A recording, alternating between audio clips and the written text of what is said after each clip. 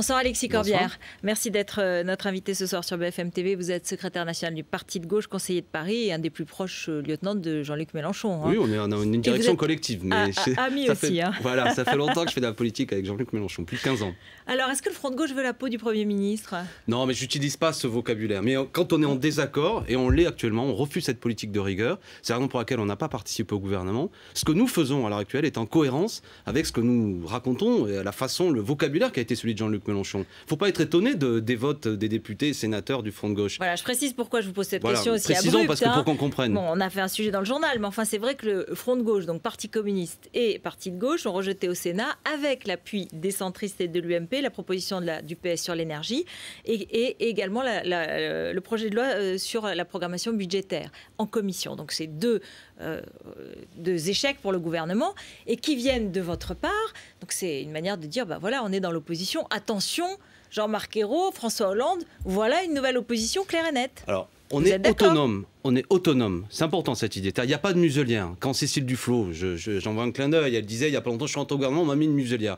Nous, nos militants l'ont dit quand on s'est retrouvés dernièrement, pas de muselière, on en est fiers. On est autonome. Et on votera en conséquence de la façon dont on le juge juste sur des textes de loi. Là, on n'est pas d'accord. Ce sont des mesures de rigueur, d'austérité. Il faut que nos auditeurs le comprennent. Moi, je refuse l'idée qu'on augmente les tarifs d'électricité à des gens qui ont des logements dont ils ne peuvent pas payer l'isolement. C'est n'importe quoi. Et ça, quand on est de gauche, on ne propose pas ça. Idem sur ce qu'on a voté sur le projet de loi concernant la sécurité sociale. Ça ne revient pas. C'est dans la continuité complète de ce qui a été fait précédemment avec tout ce qui est les franchises qui sont maintenues, etc. C'est inacceptable. Donc c'est ça, nous, et le Front de gauche est autonome. Et les socialistes, il faut qu'ils arrêtent leur discours arrogant. Hein, parce que la droite, elle aussi, vote contre pour d'autres raisons, mais nous, on vote en conscience. Oui, parce qu'elle vous reproche ce soir d'avoir voté avec la droite. Bien sûr. Guillaume Bachelet, voilà, moi, je leur réserve un chien de ma chienne, parce que les socialistes, quand il s'agit de voter le traité sur l'Europe, le TSCG, là, il y a quelques semaines, avec la droite, le traité Sarkozy, ça leur pose pas de problème de voter avec l'UMP. C'est tout à fait normal pour mettre en œuvre un traité rédigé par Nicolas Sarkozy. Il avait été aussi...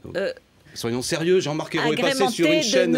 Agrémenté d'autres textes. Ouais, ça, c'est l'explication service après-vente des socialistes. Je ne suis pas d'accord. C'est du baratin. Et tout le monde le sait bien. Ils continuent une politique d'austérité et de rigueur qui va dans le mur. Nous, ce que nous proposons, c'est la relance. 30 milliards d'économies de dépenses publiques proposées par Cahuzac et le gouvernement actuel. Mais c'est les plus modestes qui vont subir les conséquences de ça. Le Front de gauche n'est pas là pour ça. Et je termine pour répondre à votre question. Nous sommes une alternative gouvernementale. Et je le dis à bon entendeur, salut, notamment à l'attention des socialistes, notamment dans les prochaines échéances sociales qui sont devant nous, électorales. Ah, attendez, j'essaye de comprendre. Ça veut dire... On veut prendre le pouvoir et gouverner, voilà, très clairement. Et prendre le pouvoir tout seul, alors sans les socialistes. Mais alors, on verra. Non, avec les socialistes, éventuellement. Le Front de gauche a vocation à s'élargir. Il y a toute une série de forces qui peuvent nous rejoindre. Avec le NPA, avec Olivier Besancenot. Et puis aussi, pourquoi pas, il y a des débats au sein de nombre de forces de gauche. J'observe qu'aujourd'hui, ce que font les Verts est un peu incohérent, mais moi, je ne doute pas que, notamment quand les Verts ont refusé dernièrement le traité européen d'austérité, ils sont au gouvernement, ils l'appliquent, mais tout ça va bouger, même au sein du Parti socialiste. Pourtant, ce congrès de Toulouse est un peu inutile, mais on voit bien que ça bouge encore. Ce que je veux dire, c'est que là, on rentre dans une période de turbulence politique. Ça va bouger dans ce pays. Et donc, c'est bon pour vous? C'est ce que vous êtes en train de dire? Non, je dis la bonne nouvelle. Il y a des déçus de François Hollande, tout ça est dangereux. On ramasse, c'est pour nous. C'est ça que vous dites? La politique n'est pas si simple. C'est que si c'est pas nous, justement, je vais répondre un peu, et vous avez raison de me provoquer comme ça, c'est que si c'est pas nous, c'est la droite et l'extrême droite. Et la bonne nouvelle, notamment à l'attention du peuple de France et du peuple de gauche notamment, c'est qu'il y a une alternative politique. Parce que moi, j'ai vu en Espagne, quand il y avait dernièrement le gouvernement Zapatero qui menait une politique de rigueur, il y avait les indignés qui manifestaient. Tout ça était très sympathique, mais parce qu'il n'y avait pas une alternative politique comme nous l'avons fait en France avec le Front de gauche, c'est une droite encore plus dure qui arrive au pouvoir. Mais Alexis Corbière, vous m'arrêtez si je me trompe, mais Jean-Luc Mélenchon, il a eu un score plutôt décevant à la présidentielle et il n'a pas été élu. À Hénin Beaumont. Ça, c'était quand même un camouflet. C'était une manière de dire de la part des Français, on ne croit pas que vous êtes capable de gouverner. Oui, vous êtes bien sympa, on aime bien vous écouter, mais est-ce que vous êtes prêt à gouverner? Dans le Front de gauche, la principale composante qui avait déjà participé à une élection présidentielle, c'était le Parti communiste qui avait fait près de 1%. Cette fois-ci, on fait 11%. La principale force qui progresse dans l'élection présidentielle, c'est le Front de gauche. Donc Mélenchon et tout ce qu'on a fait dans cette campagne est un immense succès. Et comme vous le voyez, je crois qu'il illustre, on est encore en dynamique. Parce que les questions que nous avons posées et les réponses que nous apportons vont rentrer en écho et en résonance avec ce qu'attendent les Français. Mais après, je ne dis pas qu'on va gagner sûrement, on va continuer à défendre nos idées, mais moi je prends les paris qu'en 2014, aux élections européennes, on va taper les socialistes, on va être devant eux, c'est notre objectif. Être devant les socialistes en 2014, c'est votre annonce ce soir. Je voudrais qu'on écoute Bruno Le Roux. Il était à votre place lundi soir et je lui ai raconté comment Jean-Luc Mélenchon avait dit du Parti socialiste qu'il était un astre mort. Oui. On va l'écouter. Harlem a eu raison de lui dire qu'il ne fallait pas souhaiter uniquement la victoire de la gauche et soutenir la gauche au Venezuela. Il faut aussi la soutenir en France. Vous savez, il est un peu trop, Jean-Luc, dans la provocation, voire même quelquefois dans l'invective pour exister. Et je dis à Jean-Luc Mélenchon que de ce que nous faisons depuis 6 mois, rien n'a été contraire aux engagements que nous avons pris au second tour de la présidentielle vis-à-vis des Français. Bon, écoutez... Premièrement, Bruno Le Roux, j'ai envie de dire qu'il fasse pas le malin. Au Venezuela, s'il veut qu'on en parle, il soutenait la droite, d'accord? Le candidat de la droite. Est-ce que les gens le savent? C'est-à-dire que c'est ça, l'International socialiste, c'est le parti de Le Roux, il soutenait un type de droite lié à l'Opus Dei. Et franchement, c'est vraiment pas glorieux. Bon, donc vous étiez du bon côté, c'est-à-dire non, mais je veux dire qu'ils ne viennent pas nous chercher là-dessus. Non, mais à propos, en Amérique latine, on soutient, notamment le gouvernement en Argentine, en Bolivie, et aussi qu'on ne vienne pas nous chercher sur ce sujet-là. Je trouve ça ridicule. Quand même, c'est un peu gênant aux entournures. Non, mais attendez, ça fait reculer la. Si vous voulez, on peut faire une émission sur Venezuela. Je sais bien, mais je pense que les Français ne savent peut-être pas que Hugo Chavez il soutient Ahmadinejad et Bachar al-Assad. Oui, mais les Français doivent savoir que nous on n'est pas d'accord justement avec Hugo Chavez là-dessus, d'accord, et qu'on a le droit de dire un gouvernement qui fait reculer la pauvreté de 40%, qui fait reculer l'analphabétisme, est un gouvernement qui doit être applaudi. Et nous, le Front de gauche, vous voyez qu'on est autonome. On peut aussi avoir l'intelligence, vous savez, on n'est pas binaire de dire ça c'est bien, et sur des questions internationales, on n'est pas d'accord, on l'a très bien dit. Revenons au sujet. Qu'est-ce que c'est qui veut nous dire là, Bruno Le Roux, qu'on n'aurait pas le droit aujourd'hui, qu'on devrait se coucher devant eux? Mais c'est quoi cette arrogance? Moi, je trouve pas normal. Et c'est d'ailleurs le caractère pourri de la Ve République, qu'aujourd'hui la représentation parlementaire est totalement déformée par rapport à ce que veulent les Français. C'est pas normal que le Front de gauche ait seulement une dizaine de députés. Sans nous, Bruno Le Roux, son gouvernement n'existait pas. Sans les 4 millions de voix de Jean-Luc Mélenchon, les 11%, on ne battait pas Nicolas Sarkozy. Vous voulez remettre en question la 5e République? Oui, pour une 6e République. On l'a dit, on a même fait 120 000 personnes, place de la Bastille. Ce système électoral et politique est pourri. Juste un mot quand même, parce que ils nous doivent la victoire, hein. Et du moins, il n'y avait pas Sarkozy battu. On est les ayants droit de la défaite de Sarkozy. Bruno Le Roux, il devrait s'en remémorer. C'est pas grâce à lui que Sarkozy a été battu. C'est grâce à Mélenchon. Non, mais je le dis parce qu'il y a une arrogance et un petit côté méprisant de leur part qui me semble totalement déconnecté de ce que ressentent les Français. Bon, vous êtes très, comment dire, très virulent. Allez. Ben oui, parce qu'ils nous insultent, alors on répond. Un petit mot quand même, parce qu'on a l'impression que les communistes, c'est plus subtil que ça. Les communistes, on a l'impression qu'ils disent, non, on n'est pas dans l'opposition, c'est pas une attitude politicienne, on réagit au coup par coup, projet par projet. Alors que vous dites non, on est une alternative et on veut prendre le pouvoir et on veut être au gouvernement. Il y a quand même une petite différence alors que vous êtes censé faire cause commune.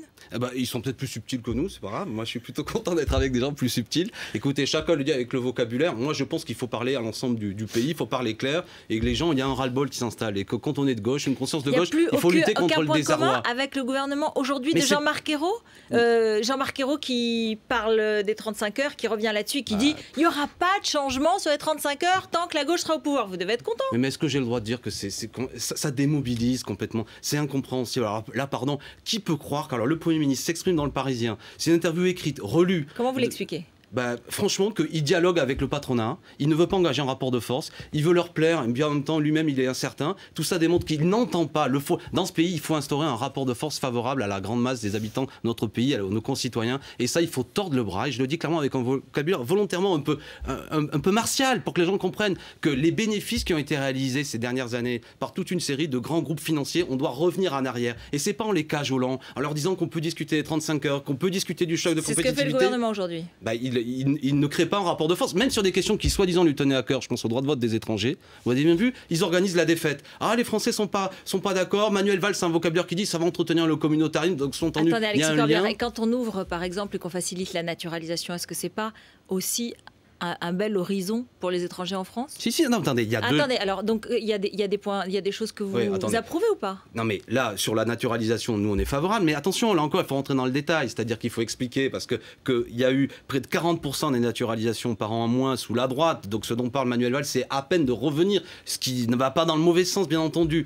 Il n'est pas très clair, mais c'est un dossier technique, là encore, sur le fait que ce qui avait de scandaleux précédemment, qui était fait par la droite, c'est que c'était préfet par préfet. Et de ce que j'ai lu, il ne revient pas sur le fait que ça va être préfecture par préfecture. Donc moi, ma ligne, enfin je dirais la note, c'est tout ce qui est... On fait France de tout bois et né en France français. Déjà, il faut clarifier tout ça. Il faut revenir sur ce qui a été fait. Il faut faciliter l'accès à la nationalité française. Mais il faut aussi dire clairement que quand des gens ne sont pas français, parce que pour toute une série de raisons, ils ne le sont pas, mais qui vivent en France en répondant à des critères, qui travaillent ici, qui sont là depuis 5 ans, ils peuvent au moins participer, qui payent des impôts, qui n'ont pas de problème avec la justice, que c'est des citoyens qu'on connaît. Bon sang, sortons-les de ces poches un peu de marginalité. Faisons des citoyens républicains et le droit de vote est le premier miracles, c'est bien ça. Alexis Corbière, est-ce que vous êtes d'accord avec l'expulsion aujourd'hui de l'imam tunisien Hamami? Le gouvernement a décidé, je cite Manuel Valls, d'être intransigeant à l'égard de ceux qui profèrent des discours de haine. Oui. Non, mais moi, Oui. Non, mais je veux dire, il faut lutter contre Oui l'intégrisme. Non, mais là, je vous dis oui. Donc, j'ai dit oui. D'accord. La question. C'est important parce que peut-être c'est que vous important. êtes peut-être suspecté. Moi, je suis attaché de à pas la être très laïcité. clair Non, mais sur ne me cette faites pas, question. vous me connaissez. Je vous pose la question. Bien, alors, je vais être très clair. Il faut lutter contre l'intégrisme. S'il y a des gens, mais ceci dit, je voudrais pas donner l'impression que les intégristes sont des étrangers et qu'on va régler le problème du fanatisme religieux et de l'intégrisme en expulsant les gens. Ça, parce que ça crée une confusion. On a aussi en France des gens de nationalité française qui sont des intégristes. Et la laïcité, c'est une affaire entre. Vous voyez ce que je veux dire? C'est pas le problème des étrangers contre les Français. C'est aussi une éducation à faire sur des citoyens français. Je me fais comprendre. Donc, si on sous-entend qu'on va régler uniquement le problème qu'en gros, ceux qui sont français, c'est que les étrangers qui nous apportent l'intégrisme et le fanatisme, je suis pas d'accord. Moi, notamment. Non, Manuel Valls l'a souligné que par exemple pendant l'affaire Mera ou pendant le réseau qui a été des démantelé, il a dit ce sont des Français. Oui, ce sont des Français. Et c'est très important de le comprendre. Oui. Juste un mot, Jean-Luc Mélenchon, il va aller à la candidature à Hénin-Beaumont si l'élection est invalidée? Écoutez, il a dit qu'il ira là où son devoir le porte. Non mais je veux dire, le dossier il est compliqué. Je ne sais pas si j'ai une minute pour l'expliquer. C'est-à-dire une minute, pas plus.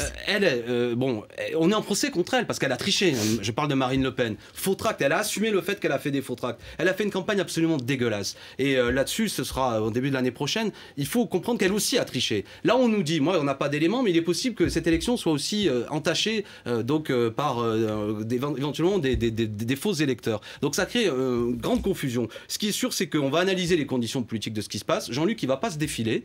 S'il y a une bataille politique à mener, s'il s'agit de permettre et de créer les conditions que nous empêchions Marine Le Pen d'être élue, et notamment de faire élire Jean-Luc Mélenchon, il ira. Mais permettez-moi d'analyser collectivement. Et s'il perdait une nouvelle fois, est-ce que ça ne vous affaiblirait pas pour les fameuses européennes que vous espérez Non, mais gagner? les gens nous sont reconnaissants. On défend des idées. Je veux dire, franchement, Jean-Luc ou Mélenchon ou d'autres, on pourrait être à ce gouvernement, on pourrait faire des carrières de ministres, au moins souffrir du fait, et ceux qui nous regardent, nous sommes sincères. Nous vous disons aujourd'hui, nous ne voterons pas sur quoi nous ne sommes pas d'accord. Nous ne soutiendrons pas une politique de rigueur et nous serons partout où est-ce que nous pouvons être utiles. Et Jean-Luc Mélenchon, il a eu le courage. Et moi, je sais, pour être un de ses proches, avoir beaucoup discuté avec lui, c'était compliqué. Mais ça a du panache et ça montre que son objectif n'est pas particulièrement de se faire élire, mais d'aller porter le fer contre l'extrême droite et le chef de l'extrême droite. Donc vous le conseillez d'y aller, vous? Non, mais je vous dis, on va regarder ce qui se passe. Vous savez même pas, ni vous ni moi, si l'élection va être invalidée, dans quelles conditions. Réinvitez-moi et on va en discuter, vous verrez, on sera très clair. C'est promis. Merci Beaucoup. Restez avec nous dans un instant. C'est le journal de Thomas Lecartier. Et puis, c'est notre face-à-face entre Yvan Rioufol, éditorialiste au Figaro, et Caroline Fourest. Elle vient de publier